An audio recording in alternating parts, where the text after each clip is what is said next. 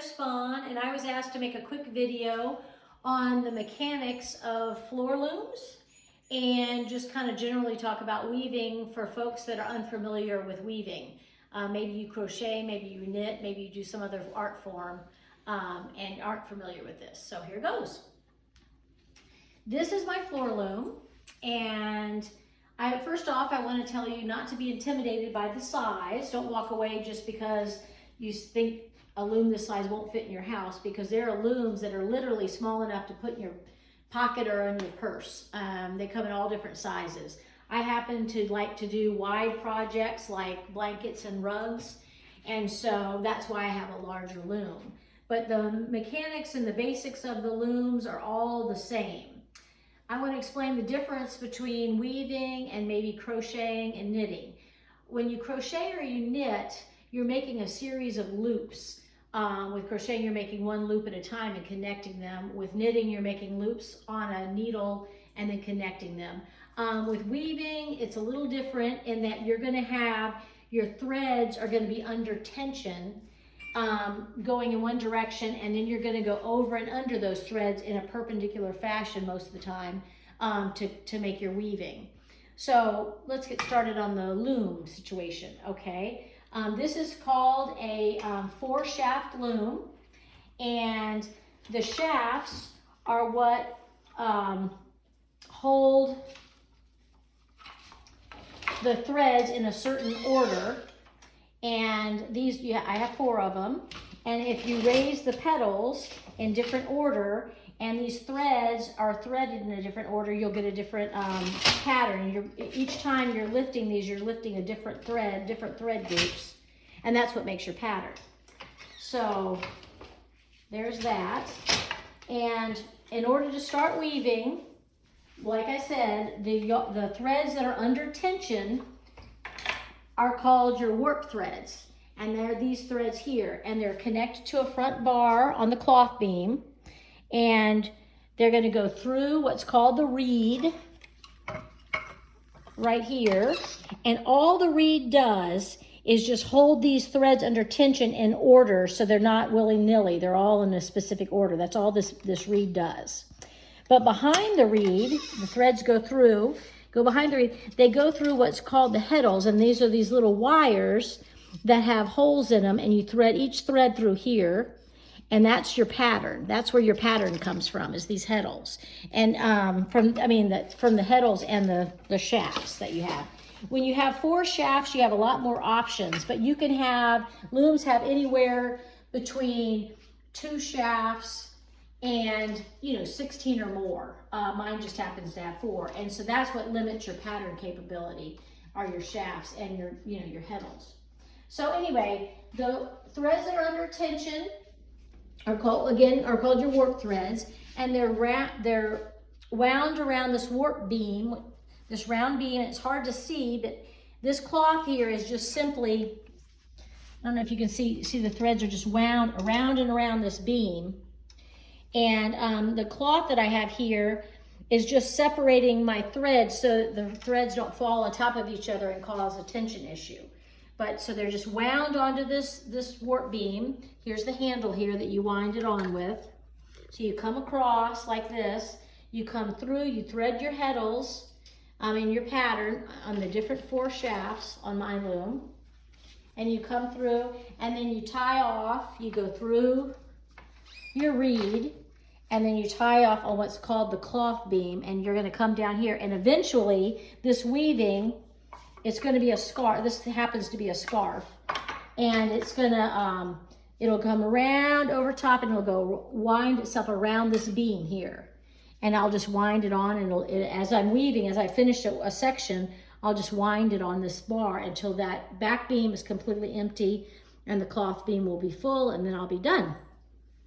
Now, the reed, like I said, holds the threads under tension, the warp threads, in a certain, so they don't fall on each other. However, the mechanism that holds the reed in place is called your beater bar. And I'm going to just weave a little bit and show you how this works. Now, these are called your treadles. And if you saw earlier when I push one down, these heddles come up, and that's what gives me my shed. And I'll show you that.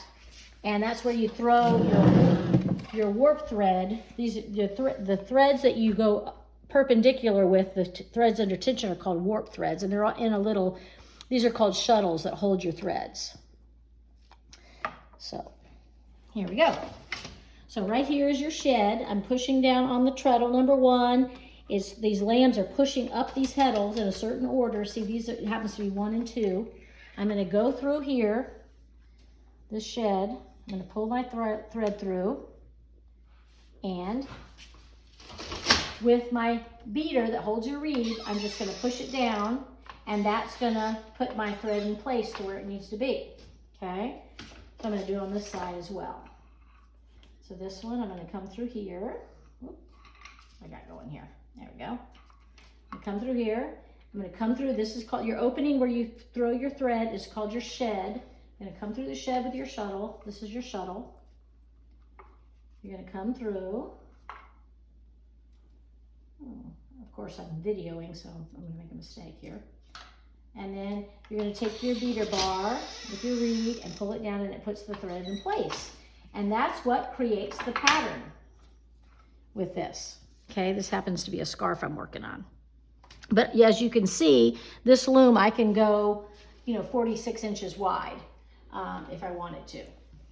But weaving is a very basic craft. It's been done since ancient times, since the beginning of time. People have woven grass for mats and all kinds of things way back when. It doesn't have to be just wool or cotton. You can do all kinds of fibers with weaving. And I want to show you a few looms just to show you that you don't have to have a big floor loom to make really nice things. You can make very intricate things on a very tiny loom that can fit in your purse. I mean, literally, you can make beautiful things. So this right here happens to be a little loom that my little 8-year-old neighbor comes over on Thursdays and weaves with me. And all it is a picture frame that we've threaded these warp threads under tension. And then her weft threads are right here for her design. And she has this little stick that she can pull up to create her shed, and she'll go through back and forth. And as you can see, you can make lovely little designs on this, and it'll be a little wall hanging for her wall at home. So that's what she's working on. Very basic, but beautiful, right? It's cute. And then I'm sure people are gonna do, extensive videos on the rigid heddle loom. This is my rigid heddle loom. And once again, just like the floor loom, you have the work threads under tension, and then on this is your beater bar and your reed. And when you raise it, you have your shed that goes right through here. You push it down, beat it down, and you go back. And you can see I'm making a towel here, and it's just, it's just a different pattern according to how I threaded it and which threads I pick up and leave down. So that's kind of it for the basics of weaving. I do want to tell you that there's so many things you can do. That's why I love weaving. There's so many things you can do you can do art, like on the wall here. This was made by one of Penny Wakefield's students years ago. And it's beautiful, and I absolutely love it. It's just gorgeous, and it was made on a loom. You can also do, my 8-year-old little neighbor just made her mother a scarf for Christmas. So I hope she's not watching. But a lovely, beautiful, that was done on the rigid heddle loom. It's just gorgeous. I think her mother's going to love it. I made a scarf for the guild. And you can see they're completely different, but they'll both keep us very warm, and they're beautiful, I think. There's also very practical things you can do. You can make rugs with them, and you can see the different textures. You don't have to have, everything doesn't have to be flat. It's just, there's a lot of texture going on this. But once again, it was done on this big old loom that I have. And then as well as that, I made one Christmas, pillows for family members, throw pillows. And so you can always, there's just a lot you can do with a loom, just a lot you can do with weaving and and different things. So I hope you will, give it a try. There's the endless options. Like I said, you can do art, you can do practical things. There's all kinds of things. So give it a try. Anyway, thanks guys.